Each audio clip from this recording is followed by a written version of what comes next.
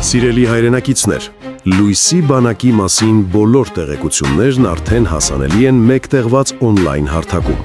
Դուք կարող եք ծանոթանալ լույսի բանակին մեր մասին բաժինը բացելով։ Կարող եք ծանոթանալ մեր անցած ուղուն, մեր հիմնադրույթներին, մեր քաղաքական ծրագրերին, պետական կառավարման բոլոր ոլորտների ներառմամբ, ինչպես ծրագրերի վերնագրերին, այնպես էլ դրանցից յուրաքանչյուրի նպատակին, բովանդակությանն ու օգուտներին։ Կարող եք լույսի բանակում անդամագրվելու հայտ ուղարկել արդեն շատ պարզեցված տարբերակով։ Ֆինանսական աջակցության համար կարող եք այցելել ֆինանսական աջակցություն բաժինը և ընտրել ձեզ հարմար տարբերակը։ Կարող եք գտնել նաև մեզ հետ կապի միջոցները և տեղեկանալ, թե որտեղով կարող եք մեզ հետևել։ Կարող եք ծանոթանալ Sirius ջոկատի առաքելությանը, կառուցվածքին և նպատակներին, ինչպես նաև անդամագրության կանոններին ծանոթանալուց հետո կարող եք անդամագրվելու հայտ ուղարկել։ Այս ամենը հիմա և դեռ ավելին հետագայում դուք կգտնեք այցելելով մեր պաշտոնական կայք www.luisibanak.com։ Մենք անպարտելի ենք, երբ միասնական ենք։ Բարև ձեզ բարեկամներ, Փակ TV-ն եթերում է եւ նոր աշխատանքային շաբաթը մենք սկսում ենք, այսպես ասած, բարձր տրամադրությամբ, առավել եւս, որ այսօր մեր տաղավարում հյուրընկալում ենք մի շատ հետաքրքիր ինքնատիպ ազգավորության, ում ես անձամբ հանդեպ ունեմ խորին հարգանք եւ որի գաղափարների շուրջ կարելի է եւ խորհել եւ մտածել եւ տեսնել այն թունելի վերջի լույսը, որի մասին հաճախ խոսում ենք։ Այսօրվա իմ շատ ցանկալի հյուրը Լույսի բանակ ռազմահայրենասիրական կազմակերպության հիմնադիր նախագահ Կարեն Արայանն է։ Բարև ձեզ։ Շնորհակալ եմ գնահատանքի համար, հարգանքը փոխադարձա, բարև ձեզ։ Պարոն Արայան, շատ երիտասարդ եք, բայց շատ համարձակ, շատ այսպես ամենակարևորը կայուն ձեր մտքերի գաղափարների շուրջ եւ ինձ ուրախացնում է այն հայրենասիրական ոգին, որը կա ձեր կառույցի, ձեր թիմի մեջ, դա իհարկե հույս է ներշնչում, որ ամեն ինչ դեռ կորած չէ։ Այս խառը իրավիճակում, երբ ժողովրդական լեզվով ասած շուրը տիրոջ չի ճանաչում, ինչ հեռանկարներ եք տեսնում։ Միակ հեռանկարը, որը հայանպաստ է, դա համակարգի փոփոխությունն է, ոչ թե դեմքերի։ Ուրիշ հեռանկար,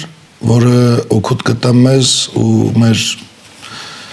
աճող սերնդին, նոր սերնդին, ուրիշ հեռանկար գոյություն չունի։ Դա ոչ ընտրություններն են, ոչ քարոզներն են, ոչ նոր ծրագրերի ներկայացումն է, որը պետք է կյանքի կոչեն համակարգային ընտրություններով, ոչ լոլոներն է, ոչ խոստումներն է, ոչ բամբասանքն է, ոչ քֆուրն է, ոչ մեկնաբանությունն է, ոչ լայվերն են, ոչ անգամ այս հաղորդումներն են, չնայած նպաստում են մարդկանց ճիշտ ուղու վրա դնելու համար հուշումներ տալուն։ Միակ հեռանկարը, որից բոլորս գոհ կմնանք, բոլորս ասելով խոսքը էությամբ հայերի մասին է, ոչ թե այն ստրկամիտ սրաներա ծառաների։ Բոլորիս համար լավագույն տարբերակը հեռանկարային դա համակարգի փոփոխությունն է։ Իհարկե, համակարգի փոփոխություն, որը հեշտ չի լինելու, դուք ինձանից լավ եք հասկանում։ Ոչ մի լավ բան հեշտ չի լինում։ Դա կյանքն է ցույց տվել։ Դե վերջին շրջանում երկրի վարչապետ Քոչարյանը անդադ խոսում է իրական Հայաստան, պատմական Հայաստան։ Իվերջո որն է դրանց ընդհանուրը, որը տարբերություն։ Իրական Հայաստանը դա սուվերենություն է, ինքնիշխանություն է։ Դա պետականամետ մտածող ժողովուրդ է։ Պատմական Հայաստանը դա քաղաքակրթության հիմք է։ Տվյալ անձնավորության ում նշում եք մանիպուլյացիան կայանում է նրանում, երբ փորձում է դրանք տարանջատել։ Հայի ու հայկականության թշնամյանն է, ով պատմությանը անդրադառնում է որպես փակ էջ ու հիշողություն։ Ես միշտ մեր պատմությանը այն ամենահին թվերից Տիգրան Մեծից մինչև Գարեգին Նժդե, մինչև մեր վերջի ամենաթարմ պատմություն անդրադառնում եմ որպես դաս, օրինակ ու հաղթանակների կառուցվածքային մեխանիզմ, որի վրա պետք է հիմնվենք, որպեսզի իրական Հայաստան, տեսեք, իրական Հայաստանը ինքը տարածքի մասին չի խոսքը։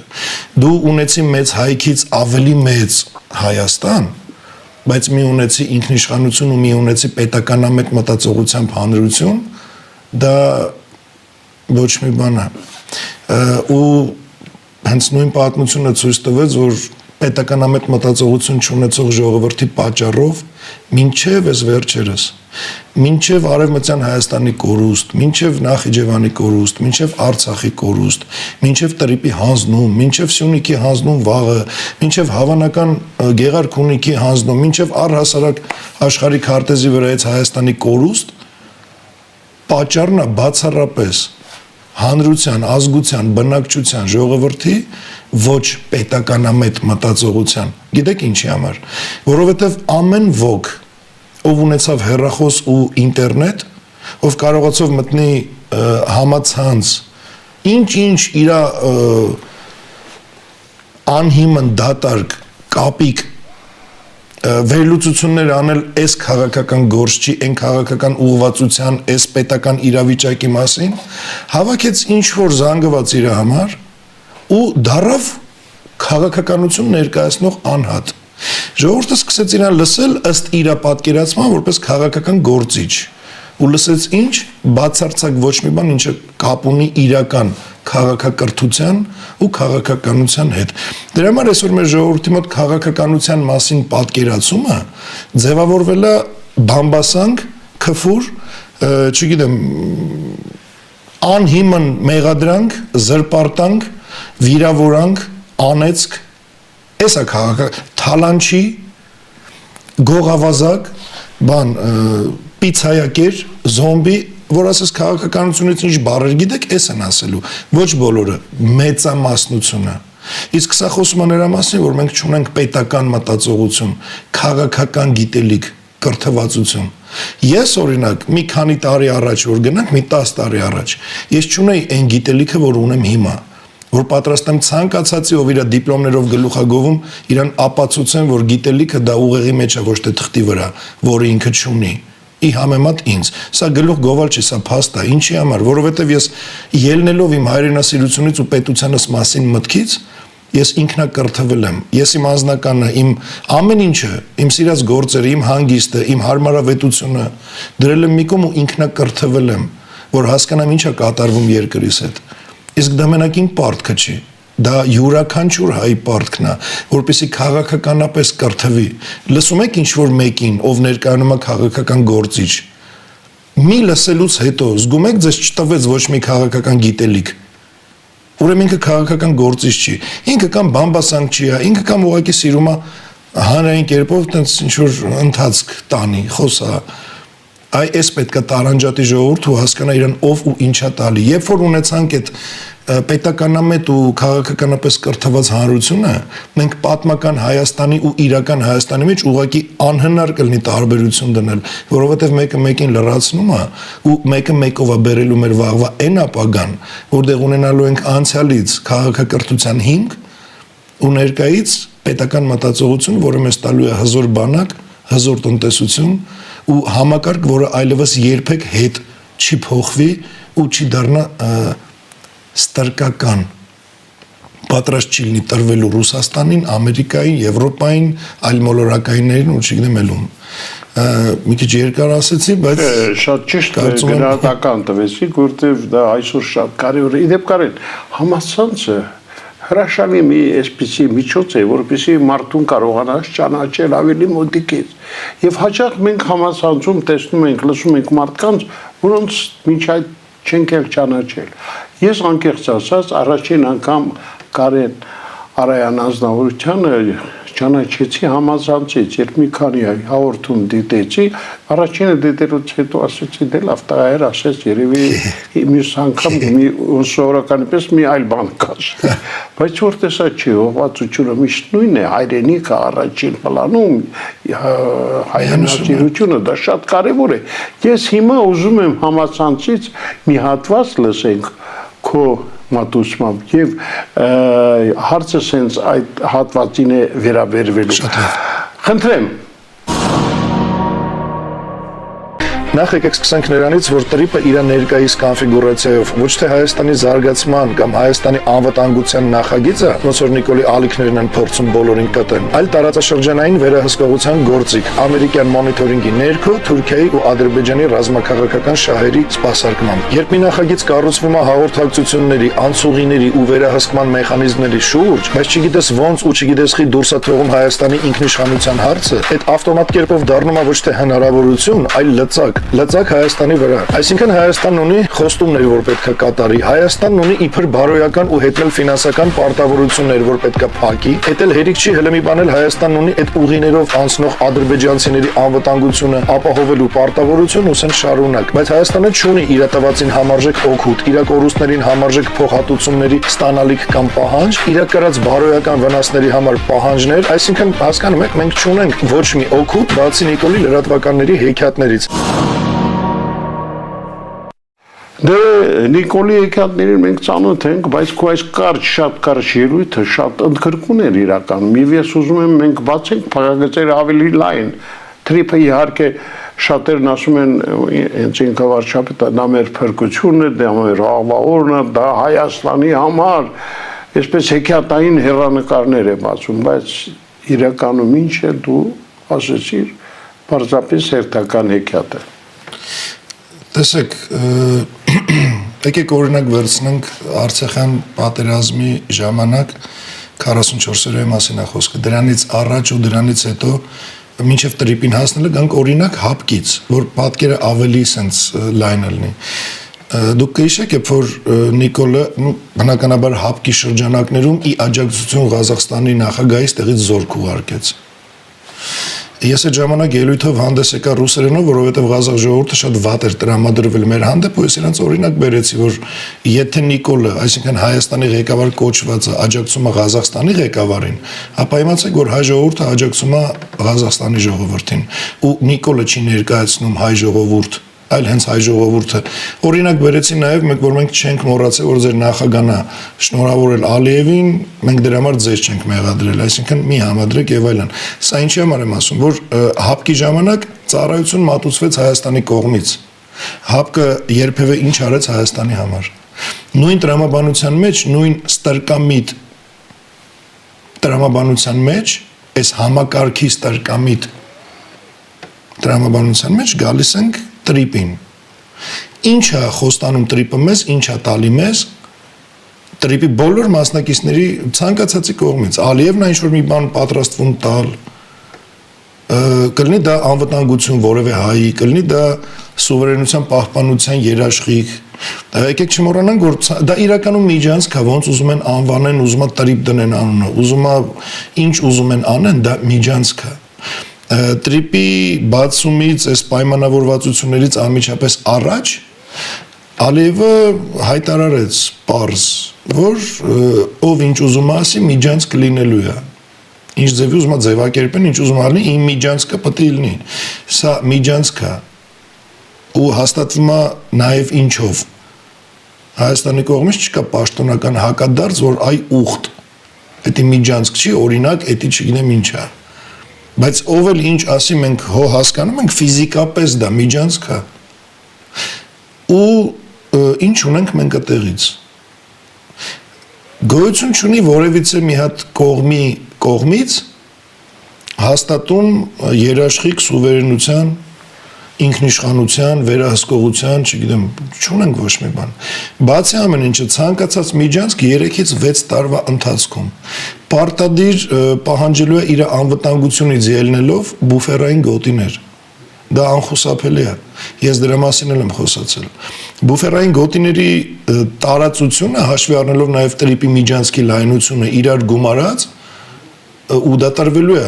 այս համակարգը կապ չունի այսօր Նիկոլնա վաղը կփոխվի թե չէ, քանի համակարգը չի փոխվել, ինչ դեմք ուզում է գա։ Այդ բուֆերային գոտիները հանձնելուց հետո Սյունիքից մնալու է Ստարը։ Այսինքն սա Սյունիքի անգլերեն հանձնումը, որի անունը տրիպ է։ Մարդիկ կան ասում են, ինչ եք տենց ասում, տնտեսական աճ, դու ես շատ գիտեմ, երբ է հայ մարդը տնտեսական աճ կոչվածից ու իրական տնտեսական աճից մի դրամ օգտվել։ Ինչ որ մեկը կարա ասի ես աճը տնտեսական եղավ, ես թոշակ ստացա, ես օրինակ, չգիտեմ, ջութակահար եմ ու ստացա ավելի մեծ աշխատավարձ, ավելի լավ գնահատվեցի, պայմաններս ավելի լավ էր։ Ինչ անում է համակարգը, անում է իր մատակարարիչ դեմքի համար։ Դուք ինչ եք ուրախանում, եթե անգամ տնտեսական աճ կա։ Եթե անգամ կա, ձեզ դրանից ինչ է հասնելու։ Երբևէ որևէ հայ, որևէ ընտրություններից հետո այս չփոխվող համակարգի ժամանակ ինչ որ բանից օգտված կա հարց։ Դուք ինձանից տարիքով մեծ եք, ավելի շատ եք տեսել փոխվող դեմքի։ Երբևէ անձնական օգուտ քաղաց կաք։ Գլոբալ ինչ մի հատ արձան կդնեն, մի հատ չգիտեմ ինչ ուրախանանք, որ եւ դրանից որտեղ է հիմնական, արմատական ապահովագրումը արվեստագետի գործունեության, ապագայի, ընթացքի, քաղաքական գործ չի անգամ, սպորտսմենի, որ նայում ես մինչև այսօր սպորտսմենին, արվեստագետին, անհատ, հովանավորեց, չէ։ Ուր եմ ես գլոբալ միջոցը, մենք պարատ չունենք բանակի, մենք միջոցառում չունենք մրցանակաբաշխություն որևէ իրավաբանի, օրինակ մրցակցության արդյունքում այս իրավաբանը ավելի լավն էր, այս երգիչը ավելի լավն էր, այս ֆիլմը հաղթեց, որտեղ է անհատի օգուտը տնտեսական աճի մեջ։ Եթե անգամ կա, բայց չկա, սա ուղղակի հերթական լծակն է Հայաստանի վրա, որի տակ նորից պետք է հայ ազգը, հայ ժողովուրդը, ժողովրդի լեզվով ասած ճռա, ապահովի ադրբեջանցիների գնալ գալը, որ հանգարց մազը չծռվի, մեկն էլ փորձի դեմ խոսել կամ մի բան անել, սարքեն տերորիստ ու բան, հակապետական եսի ինչ, մոռանալով, որ հայ է այդ մարդը։ Ու էս է տրիպը, ոչ մի օգուտ մի սպասել։ Արժի։ Կարեն, ես պիտի ասեմ, որ քննադատությունը, իսկ դու հաճախ որպես քննադատ ես հանդես գալիս, շնորհակալ գործ է, հատկապես քաղաքական քննադատությունը։ Ու երբ դու այդ թեմայով այսպես սուր ելույթներ ես ունեն, ակամայից ինքդ ես դառնում թիրախ մեծ լայն մասաների համար։ Ինչու՞ է սա բացատրում։ Ձեր նշած լայն մասաները հենց այն մասաներն են, ովքեր քաղաքականապես կրթված չեն։ Տեսեք,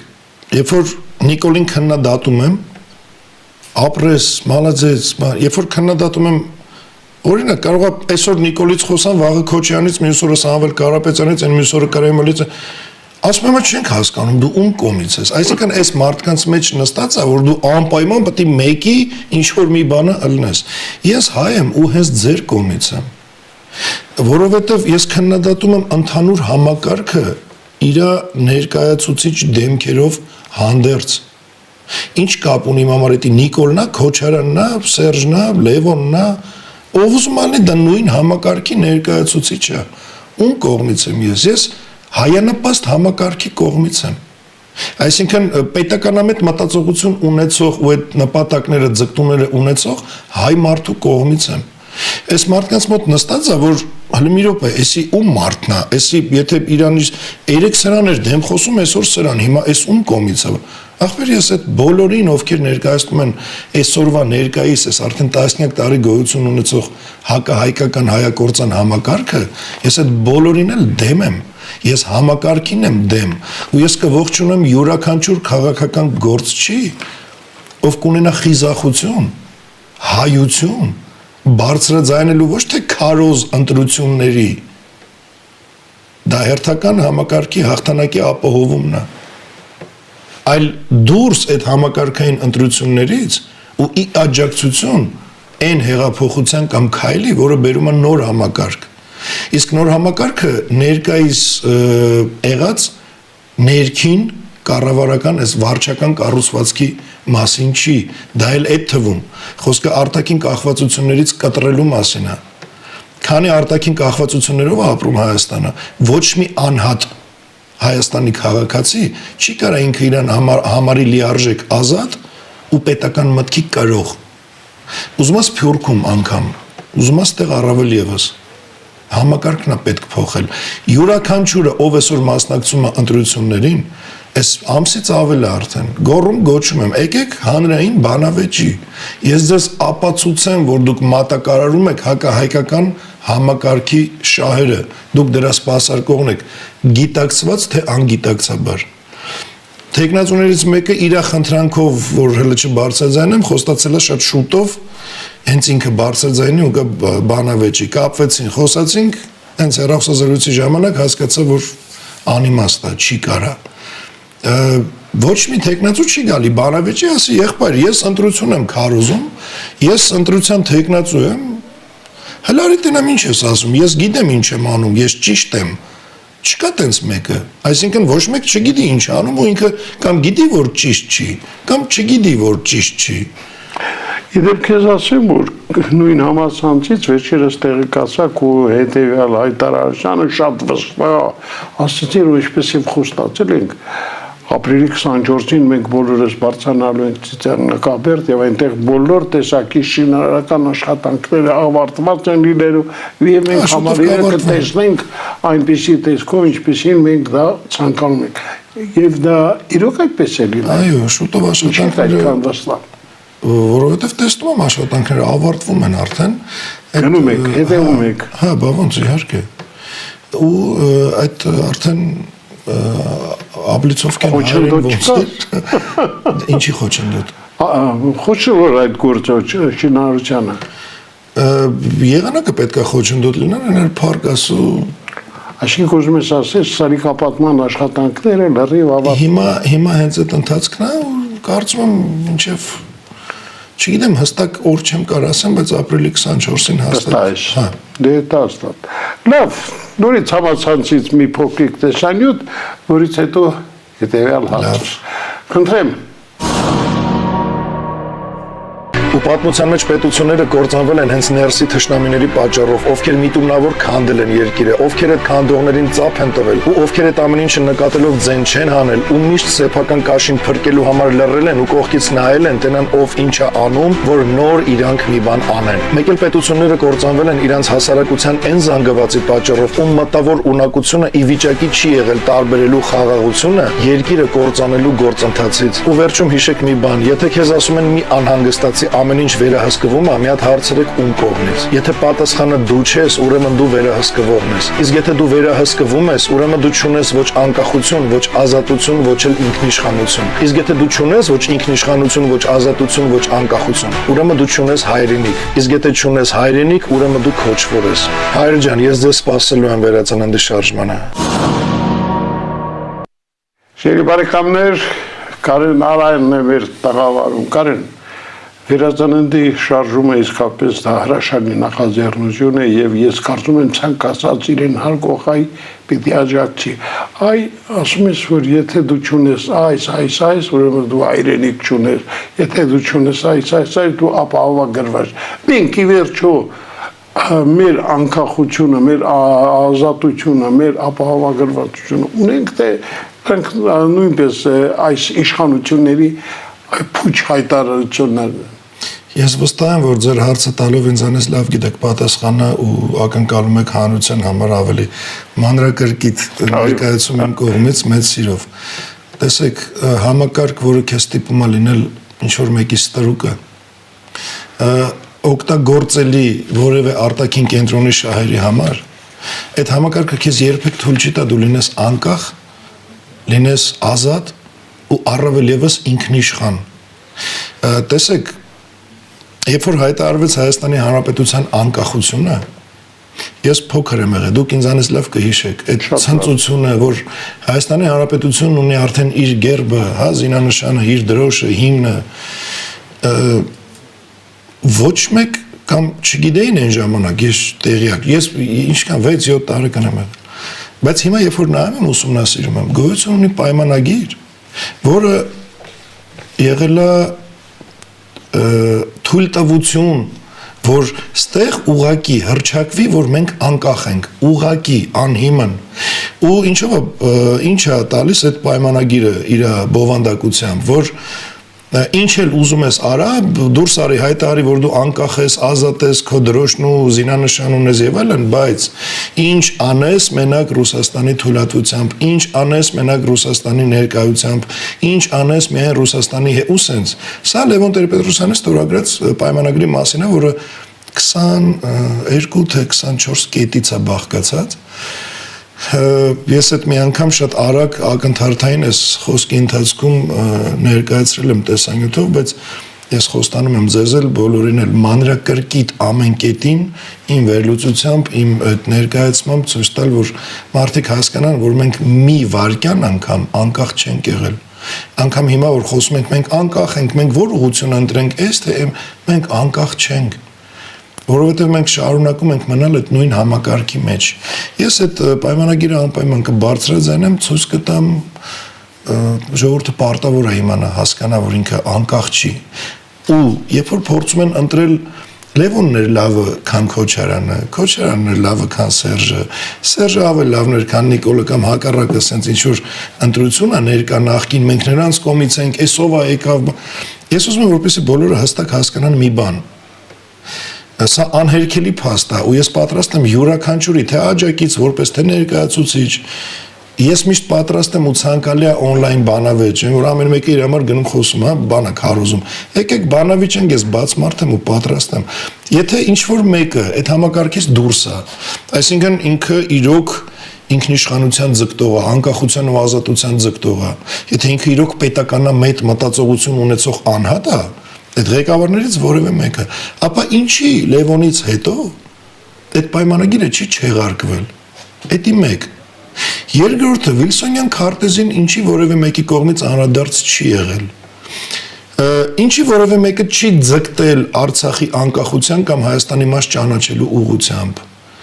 Այս սրանք հարցեր են, որոնք ապացուցում են պատասխանները, ապացուցում են, որ բոլորն էլ ենթարկվել են համակարգին։ Իսկ համակարգին պետք չի, որ դու ունենաս Արցախ, ունենաս տարածք, ունենաս պետականամետ մտածողությամբ ժողովուրդ, գիտեք ինչի համար է, որ անընդհատ քաղաքական դաշտում ինչ որ մեկը կա, ով ծաղրի առարկա է։ Կա մի ժամանակահատված, որ նման կերպար չի եղել։ Չլինի ստեղծում են, որ քեզ համոզեն, որ էս է քաղաքականությունը, գնա լուրջ հարցերով զբաղվի, որ ծաղրես, որ չխորանաս, որ քեզ թվա քաղաքականությունը կամ հայրենիքի համար պայքարողը, լայվը միացնող ու կներեք բառիս համար կուրաժի տնելով խոսացողն է, որ ինքը հայրենիքը, այրա բան լսում է, պահագալի հետ էլ է պետք, ոչ մի խոսք, բայց որն է լիարժեք տալի ձեզ քաղաքական գիտելիք, քաղաքակրթական հիմք, ուղղվածություն, բացատրություն, նոր ինչ-որ մտածողության ձև, որի հետ օրգանիզմը տա համաձայնվում, մինչև գիտակցությունը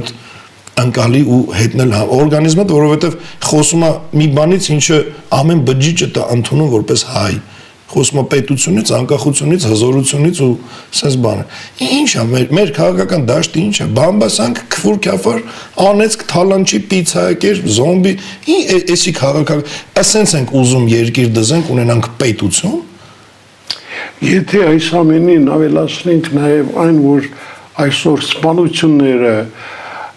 մարտաֆիլմեր հիշեցնող փողոցային բախումները, կրակոցները պատկերը կարող ենք ասել ամբողջական է դառնում։ Լավ, որքան կարող է այս մթնոլորտը շարունակվել։ Այնքան մինչև համակարգը ոչ թե պետքա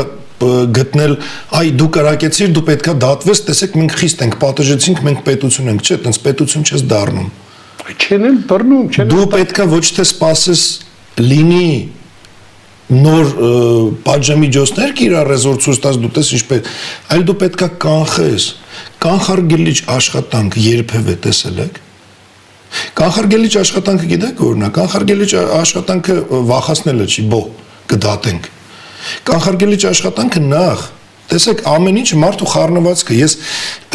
ես մինչև այսօր, երբ որ ինձ բռնացնում են մտքի վրա, պատահում է, որ ջղայնանում եմ, հուներից դուրս եմ գալի, ես այդտեղ գիտակցում եմ, որ ես դեռ լիարժեք զարգացած մարդ չեմ,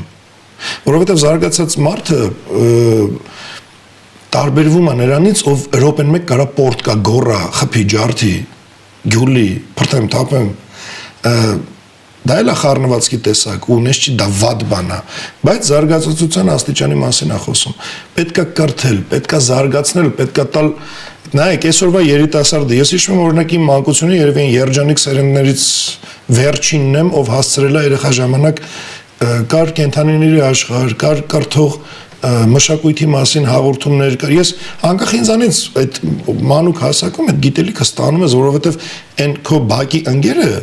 տեղյակ է ինչ որ հաղորդումից ոնց թղթից կարևոր բան սարքի։ Անկախ քեզանից մրցակցություն ա գնում, անկախ քեզանից ինչ որ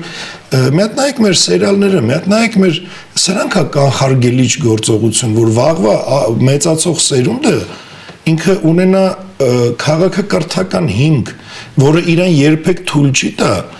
հունից դուրս գալ այն տեղում, որտեղ կարելի է մի խոսքով մի ամբողջ գլոբալ հարց լուծել։ Ես չեմ մեղադրում ոչ մեկի, ես չեմ ասում ես ճիշտ էր, այս սխալ էր, բայց փաստացի ունենք այն ինչ ունենք։ Համակարգը կրթում է հանցագործին էլ, իրավապահ մարմնին էլ, արվեստագետին էլ, յուրաքանչյուրին։ Այսօր մեր համակարգը չի կրթում բացարձակ ոչ մեկին։ Այն իրավապահ մարմինը, ում կարաս հարգես, ում ընդունում ես, ով մարդկային մոտեցումներ ունի ու բովանդակալից էություն, դա իր զուտ ինքնակրթության արդյունքն է, ոչ թե համակարգի։ Ու վերցրեք ցանկացած ասպարեզ, արվեստագետ, ամեն մեկը ինքնակրթության արդյունք է, ով շատ է ինքնակրթվել հավանում ես, ով այդքան էլ չէ, մի տեսակ քոնը չի։ Ինքն էլ իր առանձին քիչ կրթված զանգվածն ունի։ Ու երբ այս երկու տարբեր աշխարհները նույն երկրի մեջ բախվում են իրար, դա բերում է քֆուրի,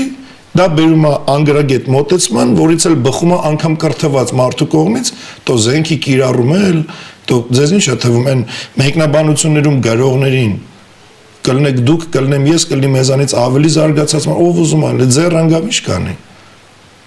Այստեղից է գալի, չկա վերահսկողություն հանրային դաշտի, չկա վերահսկողություն ոչ մի բանի, լրատվականը շարք անի քո վրա, մեռան գրելով ողջ կենդանի մեր արվեստագետ մարդկանց մահացավ, մի հատ պատասխանատվության ենթարկող ուժ չկա։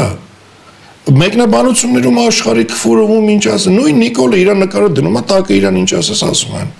Այսինքն ինքը դրանով ինչ է ցույց տալի, որ ինքը կողմ է այդ մթնոլորտին։ Ինչի համար, որ տենց էլ իրար չհասկանանք ու չմիաբանվենք։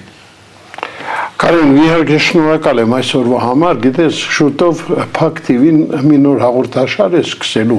այսինքն նոր անունով հին իրականում դա իմ հեղինակային լինել թե չլինել ծրագիրն է լինելու։ Դու այն ժամանակ շատ երիտասարդ էիր, ես սկսեցի այդ հաղորդաշարը 2 տասնամյակ առաջ, բայց նորովի ենք մոտենալու նորից այս Շեքսպիրյան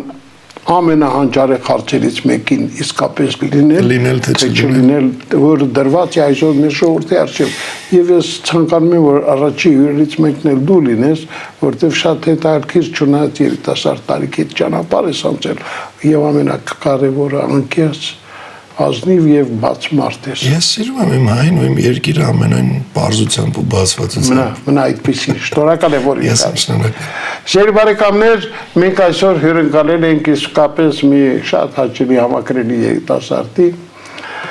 Հույսի բանակ ռազմահայրենասիրական կազմակերպության հիմնադիր նախագահ Կարեն Արայանին։ Սպասեք նրան առաջիկայում։ Ցտեսություն։